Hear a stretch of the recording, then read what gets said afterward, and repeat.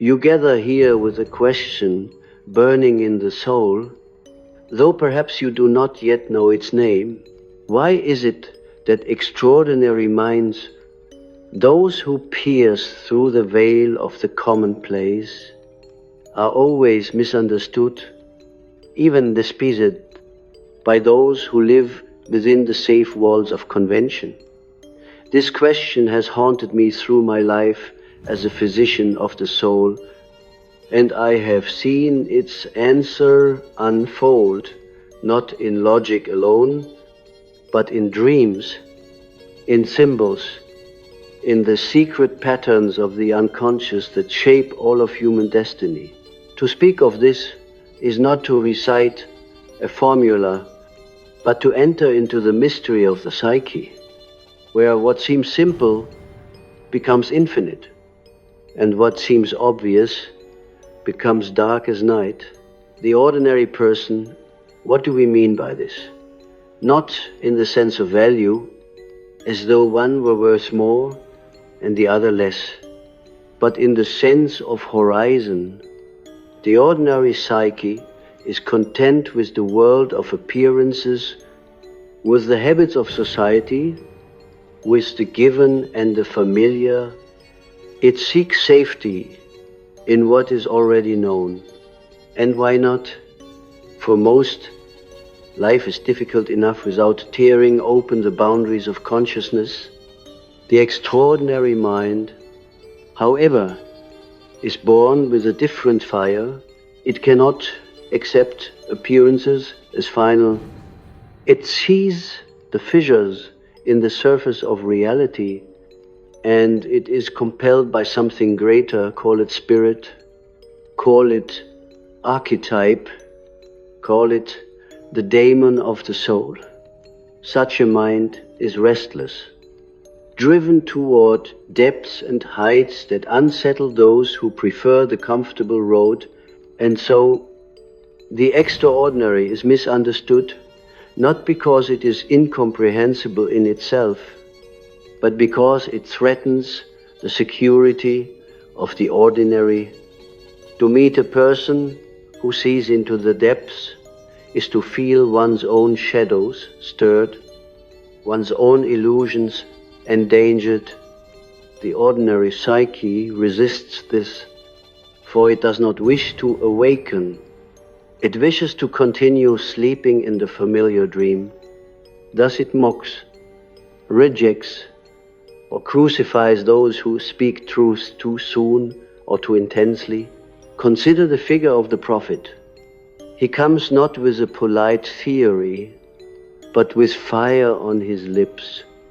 He speaks of what others have not seen, and yet his words are born from the collective unconscious, from archetypes older than the world. The people misunderstand him because they hear only the sound, not the depths from which the sound arises. They cannot recognize their own soul mirrored in the prophet's utterance, and so they call him mad, dangerous, deluded. This is not only the story of the religious prophet, it is the story of every visionary, every thinker, every artist who dares to give form to what has not yet entered the collective daylight. In my own work, I often encountered patients who dreamed of being ridiculed by a crowd or abandoned by their family. Whenever they came near a discovery of their own deeper self, the dream is a dramatization of this truth. The collective fears what it cannot assimilate, and yet these same dreams also contain symbols of the self, the mandala, the guiding figure, the inner light that promised a wholeness beyond the ridicule of the crowd. The psyche knows that to bring forth the extraordinary is to suffer misunderstanding, but it also knows that this is the path to individuation, to becoming whole. Let us look deeper into the archetypal pattern throughout history. Extraordinary figures carry the mark of the trickster, the scapegoat, the exile. They are rejected precisely because they carry the medicine.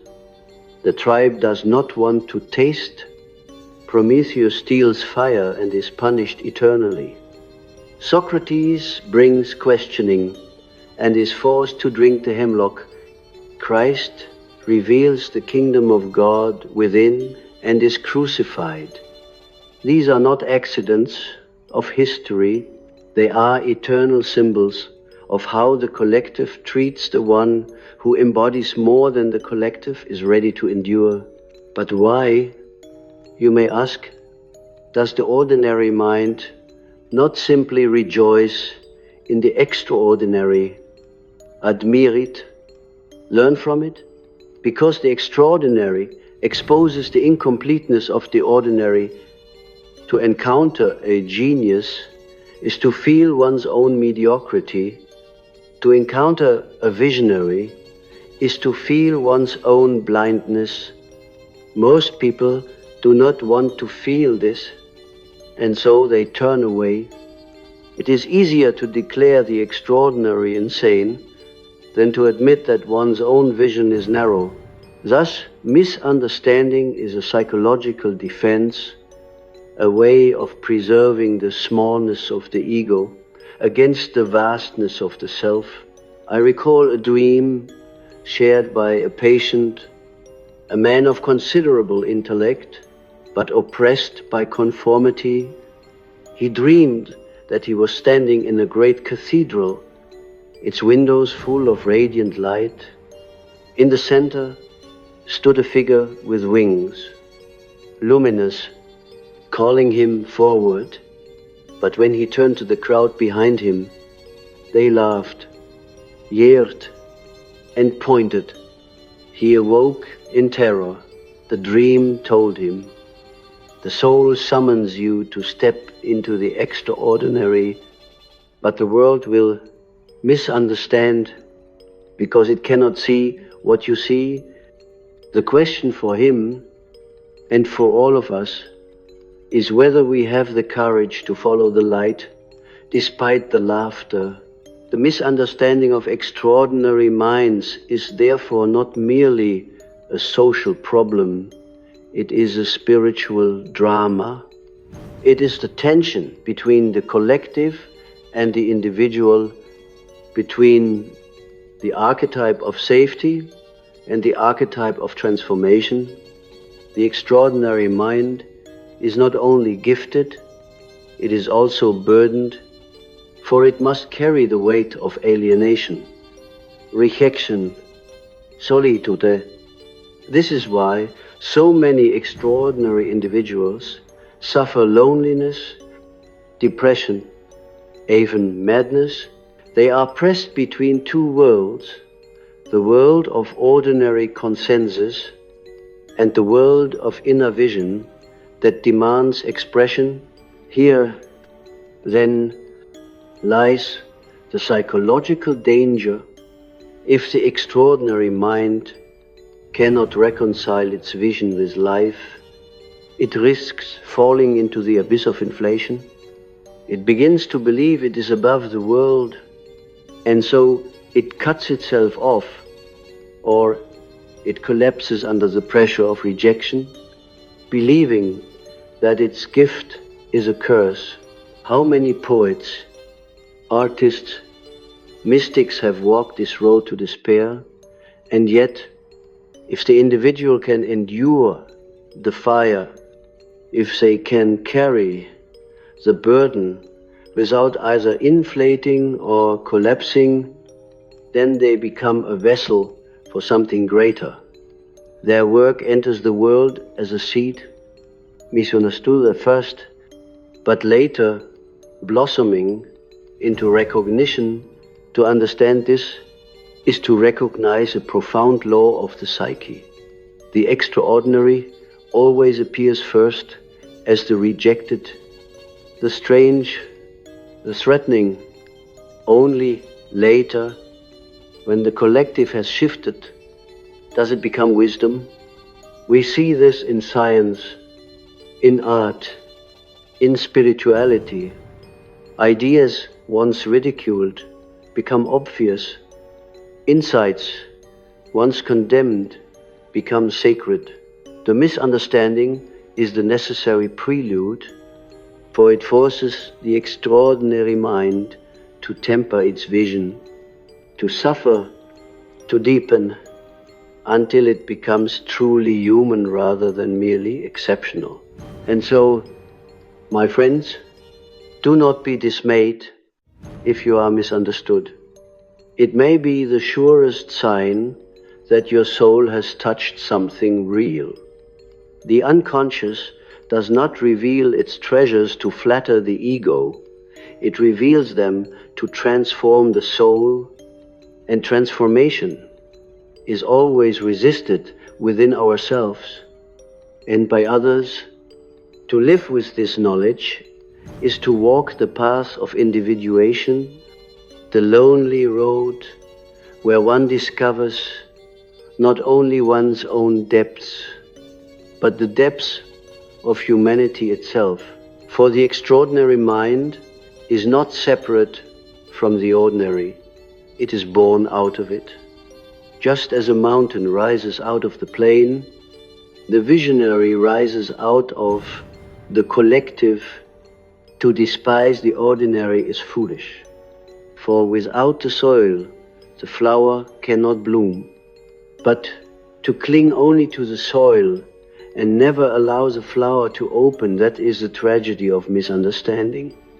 The task is not to destroy the ordinary, but to redeem it by showing that in every soul lies the seed of the extraordinary.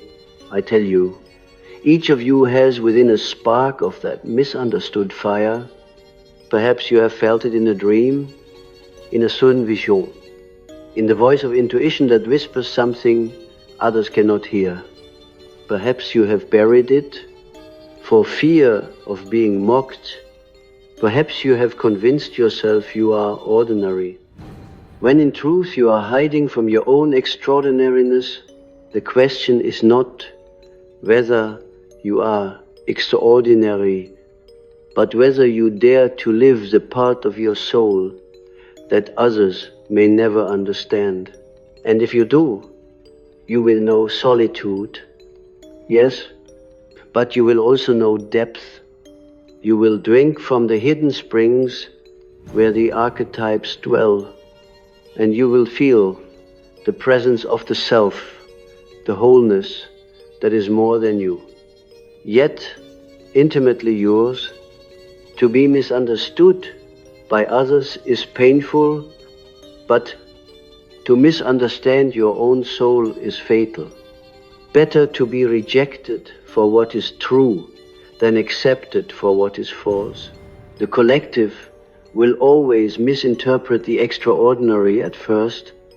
This is written in the pattern of history and in the pattern of dreams, but in the end, truth carves its way, and the misunderstood one becomes a symbol, an archetypal, a guide for those who come after. Thus, your suffering is not in vain, for it plants a seed in the unconscious of humanity. One day, perhaps long after you are gone, the seed will grow and others will say, how obvious it is. How could they not have seen it? And they will forget the pain you bore. But the soul remembers and the self remembers, and it is enough.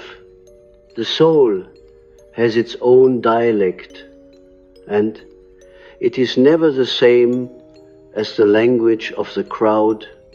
When the extraordinary mind speaks, it speaks in this dialect, symbolic, paradoxical, often bewildering to those who listen with ears trained only in the language of utility and convention. Dreams themselves illustrate this truth, for they never tell us in literal sentences what we need to know They speak instead in images, in contradictions, in strange juxtapositions that leave us puzzled upon waking. Why should the psyche not speak like this, also through those rare individuals who embody something beyond the collective? The extraordinary mind is itself like a living dream sent to the people, but as with dreams, the first reaction is confusion, rejection, a dismissal. Ordinary people misunderstand not because they lack intelligence, but because their gaze is bound to the surface of reality. They do not realize that behind every surface is an abyss. When someone reveals that abyss, whether in a painting, a philosophy, a mystical vision, the ordinary soul panics. It feels the ground trembling underfoot. That trembling is the call to transformation, but to those who fear change, it feels like death itself. To misunderstand is to shield oneself from transformation, to mock, to reject, to call insane. These are the defenses of a soul clinging desperately to the safety of the known. Yet, what the ordinary rejects outwardly, it secretly envies inwardly. This is why the extraordinary figure often becomes the projection surface for the shadow of the collective. All the repressed desires, fears, longings of the many are cast onto the one who dares to embody them openly. The prophet becomes the madman, the artist becomes the degenerate, the mystic becomes the heretic. The crowd projects its unintegrated darkness upon him, while he carries within a vision that may redeem that very darkness, but the collective knows not what it does. I recall again and again in my analytic work how patients would recoil when confronted with their own inner extraordinary images. A woman dreams of giving birth to a golden child, luminous and radiant. She wakes not in joy but in terror, ashamed to speak of it, convinced it is madness. Why? Because to recognize that one carries such an image is to admit that one is called to transformation. It is to admit that one is not ordinary, that life cannot remain as it was. This is the same terror that the collective feels before extraordinary minds. They too carry a golden child, but to acknowledge it would shatter the patterns of daily existence. So they dismiss it, bury it, misunderstand it. But what is misunderstood does not vanish. It goes underground into the unconscious, where it grows in silence. The extraordinary mind rejected by society becomes a symbol hidden in the depths, awaiting resurrection. The misunderstood poet becomes the voice of a later age. The crucified one becomes the cornerstone of a new spiritual order. Even in the life of the individual, what is rejected within oneself becomes the seed of future individuation. The shadow today is the guide tomorrow. The extraordinary, despised by the ego, is the very material out of which the self will one day be revealed.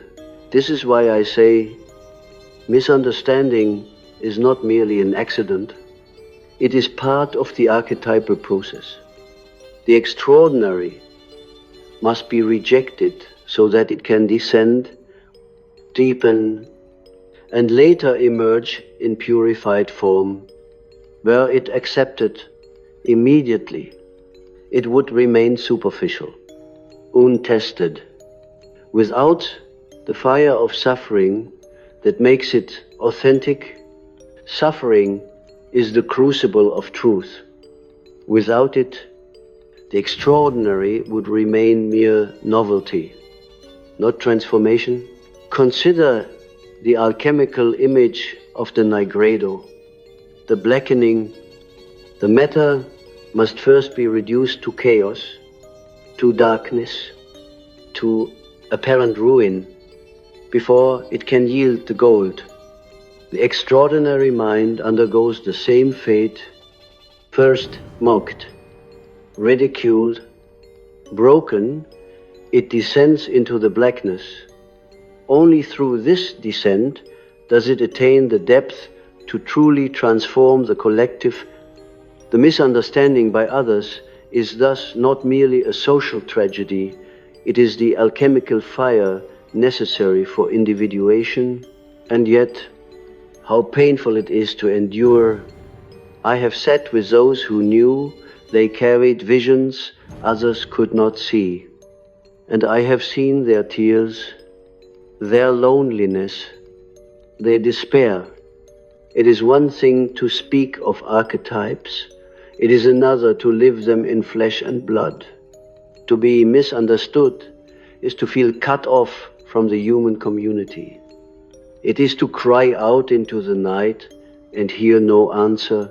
This is why the extraordinary mind must cultivate an inner connection to the self, to the guiding archetype, to the inner companion who whispers, though they do not understand, you are not alone. Without this inner anchor, the weight of misunderstanding can crush the soul. I remember a dream from a patient who was himself a visionary artist. He dreamed he was climbing a mountain, carrying a lamp, but everywhere he went, the villagers below threw stones at him.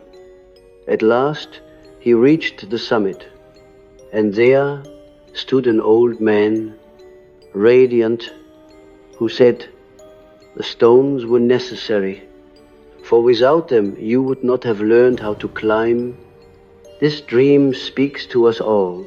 The misunderstanding of others, their ridicule, their rejection are themselves the stones that force us to climb higher, to deepen our connection to the inner world.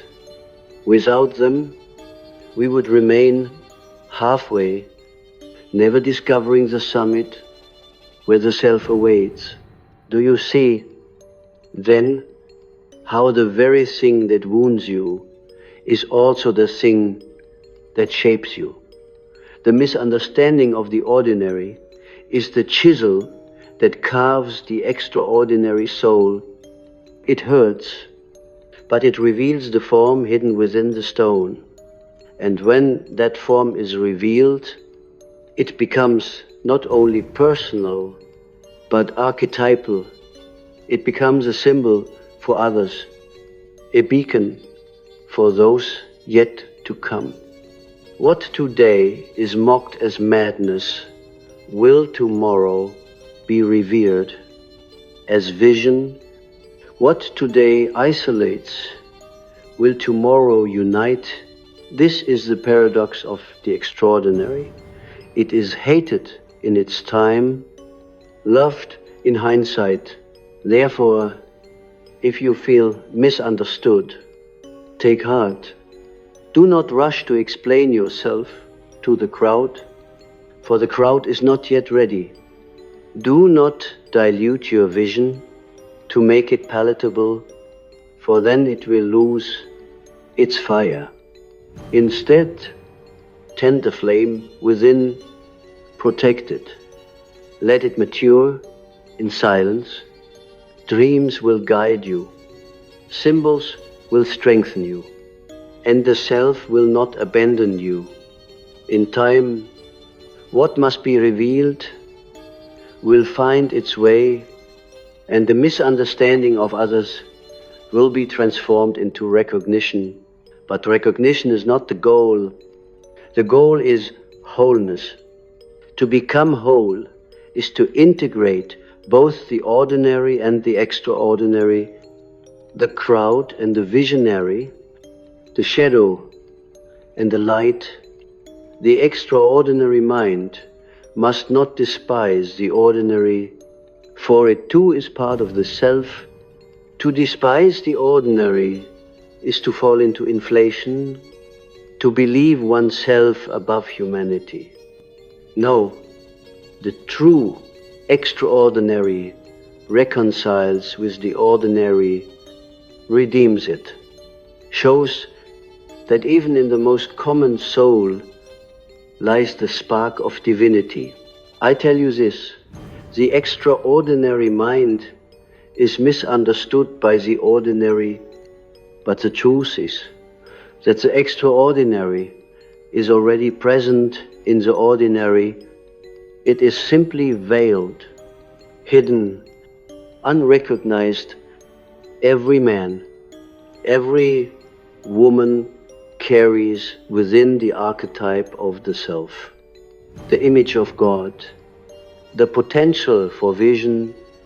The difference is only that some are called to bear it consciously, while others remain content in unconscious sleep. Those who are called cannot refuse without suffering. They are compelled, even against their will, to live out the drama of misunderstanding. And so we come to the heart of the matter. The extraordinary mind is not chosen by itself. It is chosen by something greater. It is seized, possessed, drawn into the fire of transformation. And once touched, it cannot go back. The ordinary life becomes impossible. You may try to bury your vision, to hide it, to live as though nothing has changed. But the unconscious will not permit it. Dreams will return. Symbols will haunt you. Accidents of fate will conspire to push you towards the extraordinary path. To resist is to fall ill. To accept is to walk the lonely road. This is why so many extraordinary individuals appear to the world as strange, troubled, even cursed. They are not living for themselves alone. They are living out a pattern demanded by the self. They are not understood because their lives are not meant to fit within ordinary categories. They are symbols in motion, archetypes embodied. To misunderstand them is inevitable, because archetypes always exceed the language of the ego. But here is the consolation. Though others misunderstand, the deeper self understands, and when you connect with that, you find a peace no crowd can give or take away. You realize that to be extraordinary is not to be superior, but to be faithful to the inner voice. The misunderstanding of others becomes almost secondary, for you live not by their approval, but by the truth of your own soul. This is the path of individuation, to endure misunderstanding, to carry solitude, to wrestle with shadow, to be tested by fire, until you emerge not as a genius for the admiration of others, but as a whole human being. Only then can the extraordinary mind truly serve, not by dazzling, but by redeeming.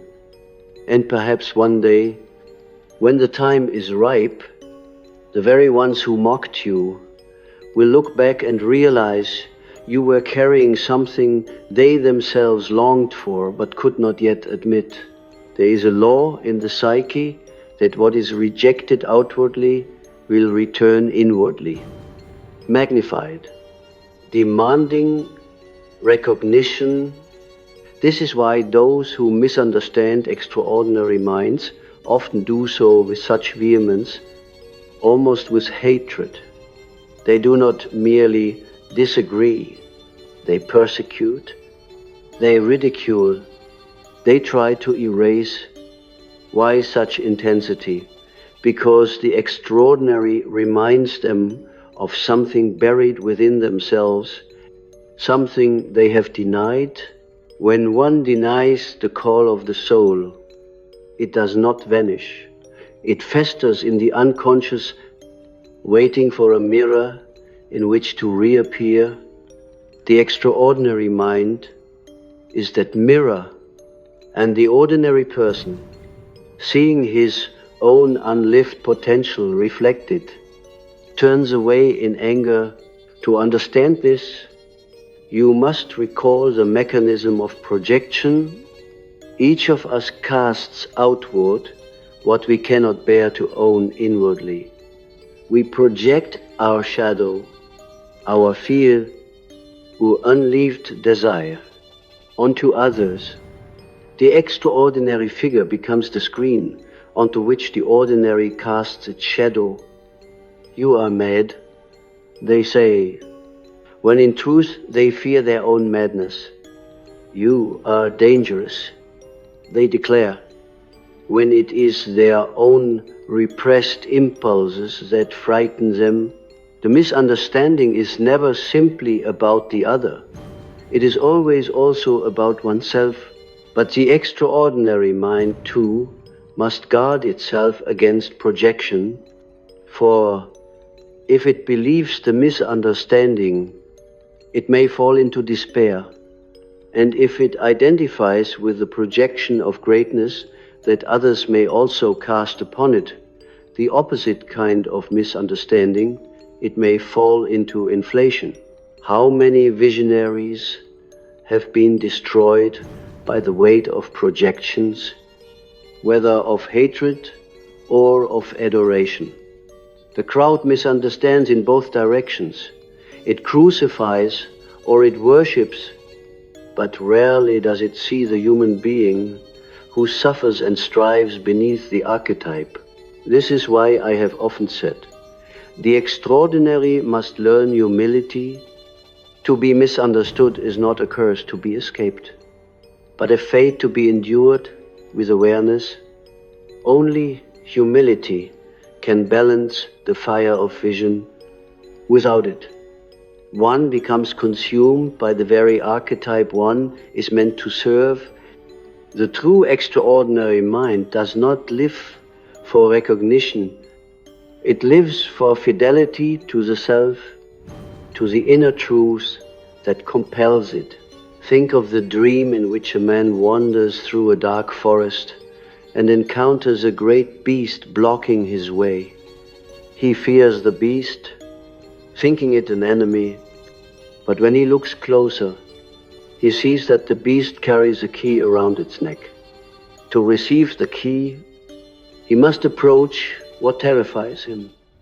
In the same way, to receive the gift of the extraordinary, one must endure the misunderstanding of others. The misunderstanding is the beast, frightening and painful, but it carries the key to individuation. Without it, one remains locked in the prison of the collective. Let us not forget that ordinary people are not villains. They are souls, also struggling, also afraid, also bound by the archetypes that hold them. Their misunderstanding is not a moral failure, but a stage of development. Many would prefer the safety of the known to the abyss of transformation. They misunderstand because they are not yet ready. To demand their understanding prematurely is to violate the rhythm of the psyche. Everything ripens in its time. Even the most extraordinary vision must wait for the soil of the collective to be fertile. Until then, misunderstanding is inevitable, and yet, within this inevitability lies the profound loneliness of the visionary. I have walked with patients who carried visions too heavy for them, who suffered breakdowns because no one could accompany them into their depths. The loneliness was unbearable. This is why myths and symbols are so vital. They remind us that we are not alone. Even when misunderstood by those around us, the archetypes are companions. The self is a hidden ally. The dream world whispers encouragement when the outer world denies. Remember the story of Elijah, fleeing into the wilderness, despairing, ready to die. He hears no comfort in the thunder, no answer in the fire. Only in the still small voice does he find guidance. That is the experience of the extraordinary mind. The crowd offers no recognition, the world may even persecute, but the still small voice of the psyche continues, whispering from the depths. Continue, endure, trust the inner path. I speak to you directly now. Perhaps you have felt this loneliness.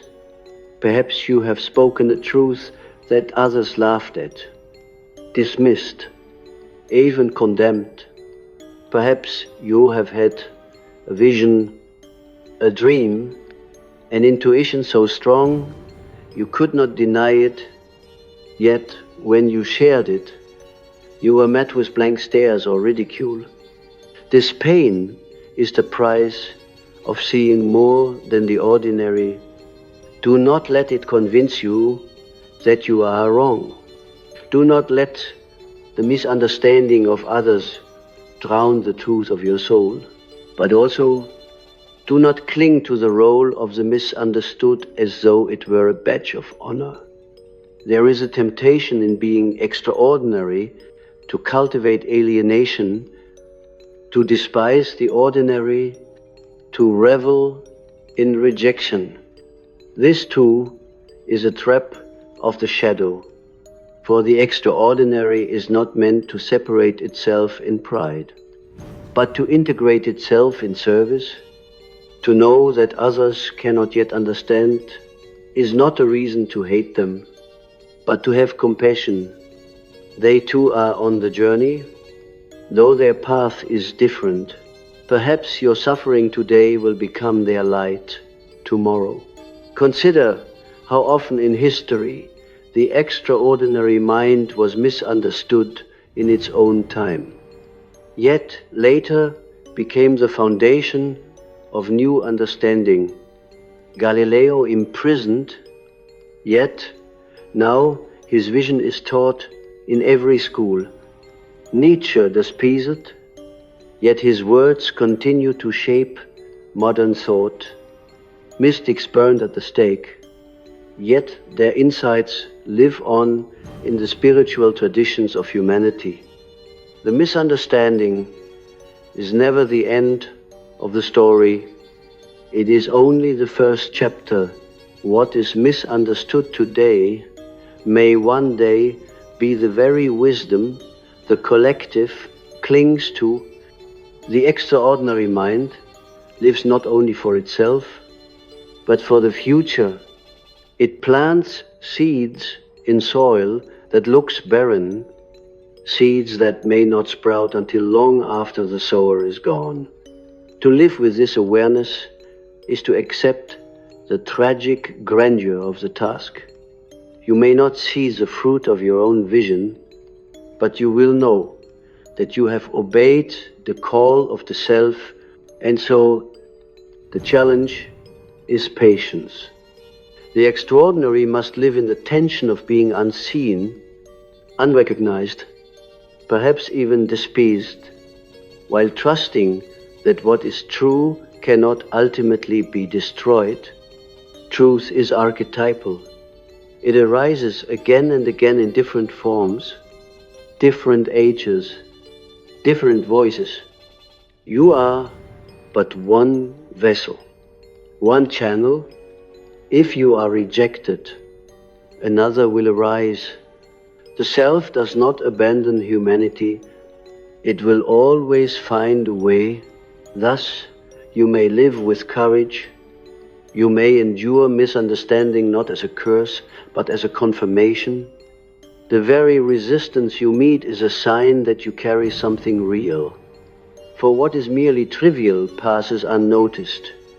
Only what touches the deep archetypal layers evokes such strong reaction. To be misunderstood is to be in contact with those layers, and though it hurts, it is a mark of authenticity. The extraordinary mind is therefore both blessed and burdened, blessed with vision, burdened with solitude, blessed with depth, burdened with rejection, blessed with the fire of the self, burdened with the coldness of the world. This paradox cannot be escaped. It can only be lived. To live it fully is to walk the path of individuation, to become whole, to embody the archetype that others cannot yet see. And perhaps in that embodiment lies the greatest gift of all. Not that you are understood, but that you understand. Not that others recognize you, but that you recognize the patterns of the psyche at work in them. Even in their misunderstanding, you see their fear, their projection, their shadow, and instead of hatred, you feel compassion, for you know how heavy it is to carry the extraordinary, and you know that one day they too will be called to carry it. There is a profound paradox in being misunderstood, and I wish you to feel the depth of it within your own soul. On the one hand, it isolates you, cutting you away from the warmth of ordinary belonging. You feel as though you are wandering in a wilderness, carrying a burden invisible to others. But on the other hand, this very isolation becomes the womb of transformation. In solitude, the psyche opens its deeper doors. In the silence left by rejection, another voice can be heard. It is the voice of the self, subtle yet insistent, whispering truths that would be drowned out by the chatter of collective approval. Thus, misunderstanding, while painful, is also the condition in which the extraordinary can mature. We must remember that the extraordinary mind is not extraordinary by choice. It is seized, compelled, sometimes against its own will.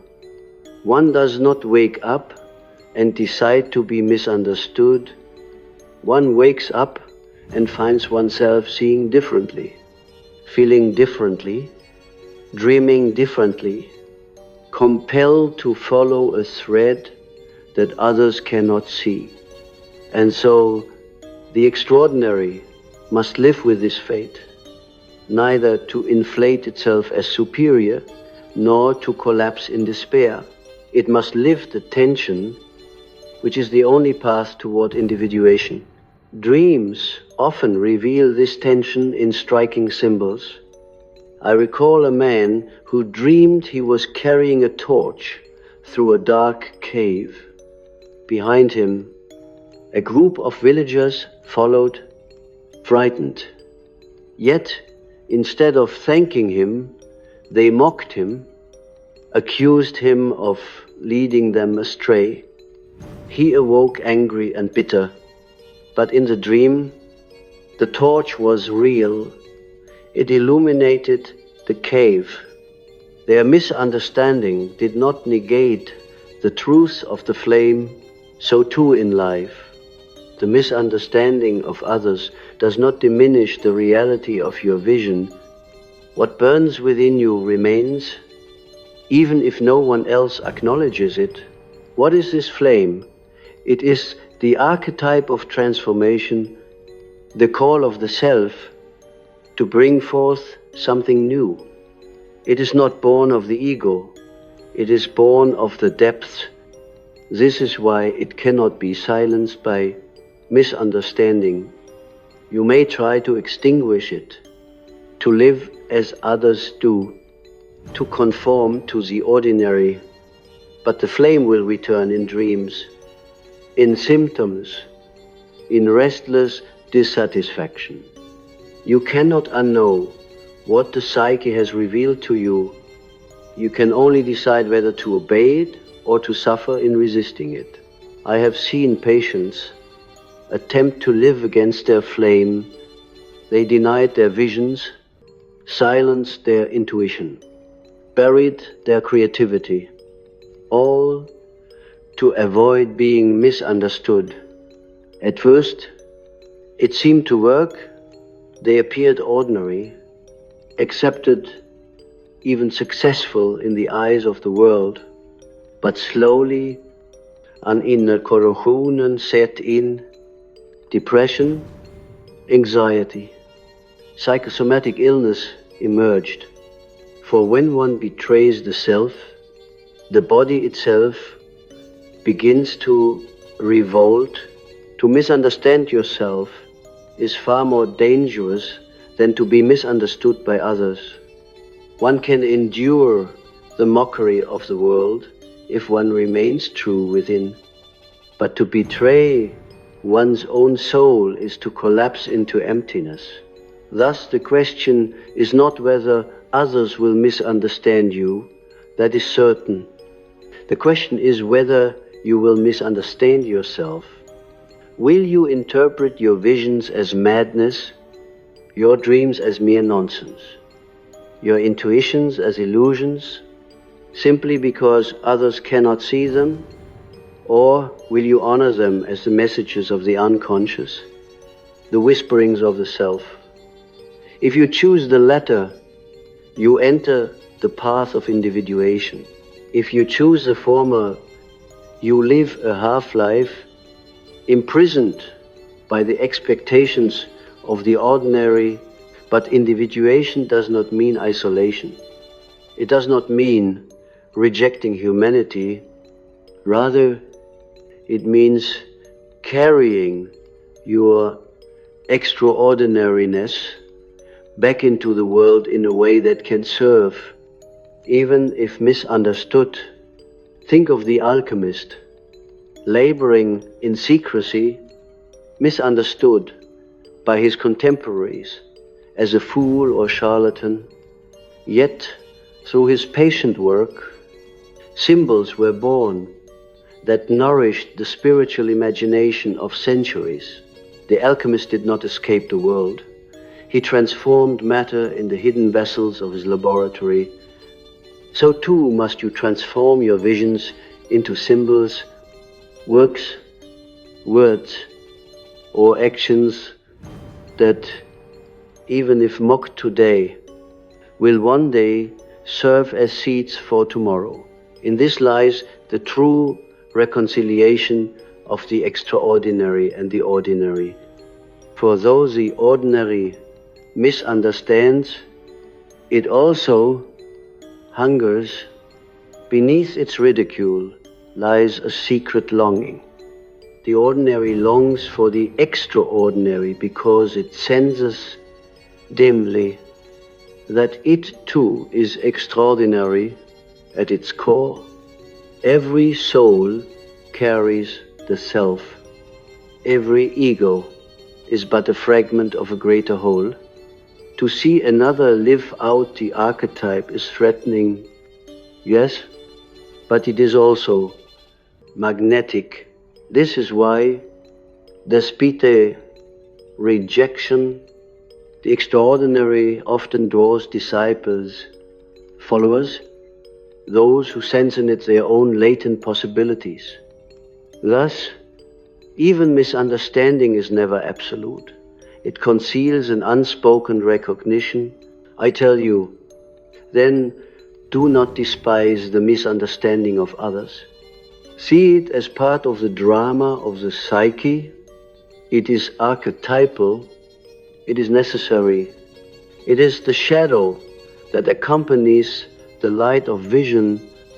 To be misunderstood is to walk in the footsteps of the prophets, the poets, the mystics, the scientists who dared to see what others could not. You are not alone in this fate. You are part of an eternal pattern. To recognize this is to find strength, for archetypal suffering is never meaningless. It is always in service of a greater unfolding. And what of the final reconciliation? Will the extraordinary ever be truly understood? Perhaps not fully, for the extraordinary always exceeds the categories of the collective, but over time its essence is absorbed, integrated, made part of the shared consciousness. What was once misunderstood becomes part of the ordinary itself. This too is an alchemical process. The extraordinary dies, descends, and is reborn as part of the collective treasure, and then a new extraordinary arises, misunderstood again, carrying the next fragment of truth. The cycle repeats endlessly as humanity slowly grows in consciousness. Therefore, do not seek to escape misunderstanding. Do not imagine a life where your vision is instantly applauded. Such a life would be barren, for it would lack the tension in which depth is born. Instead, accept the rhythm of the psyche, revelation, rejection, descent, transformation, and eventual rebirth. To live this rhythm consciously is to participate in the great work of the soul, the opus of individuation. So I say to you, when you feel misunderstood, remember the archetypes, remember Prometheus bound, Christ crucified, the alchemist mocked, the poet starved, the mystic silenced. They are not merely figures of history. They are eternal images of the psyche. To live them is to participate in the drama of humanity itself.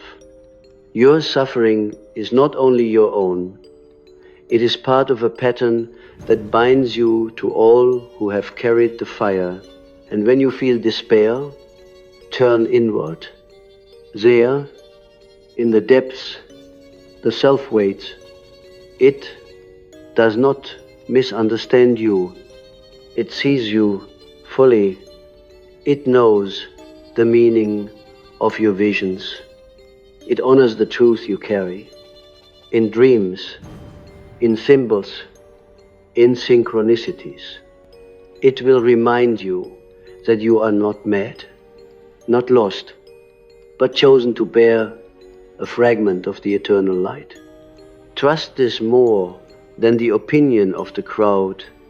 Trust the inner flame more than the outer ridicule. For one day, perhaps when you are gone, others will look back and say, here was one who saw more, who carried what we could not yet bear. They will understand then what they cannot understand now. But whether they do or not is not your task. Your task is simply to be faithful to the truth within you, to live misunderstood, yet true. That is the calling of the extraordinary mind. It is not easy, it is not comfortable, it is not safe, but it is real. And reality, however painful, is always greater than illusion. The ordinary may misunderstand, but the soul understands, and in the end, that understanding is enough